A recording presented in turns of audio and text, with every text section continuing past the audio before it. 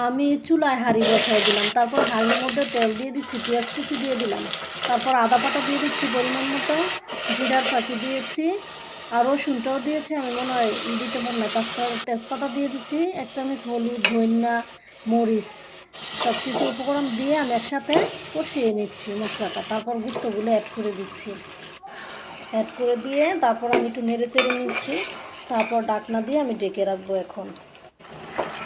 তারপর আমার গুস্তটা কষানো হয়ে গেছে।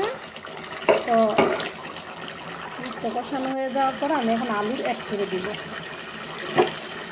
আমি এখন আলুগুলো দিয়ে দিচ্ছি, তারপর পরিমাণ মতো জল দিয়ে দিচ্ছি, তারপর আমি একটু গরম মশলার ফাঁকিটা আমি অ্যাড করে দিলাম, তারপর একটু নেড়ে চেড়ে নিলাম। তো এখন আমার গুস্ত রান্না শেষ। তো এখন দেখেন আমার গুস্তের লুকটা মানে কালারটা কীরকম আসছে, এই যে আমার রান্না।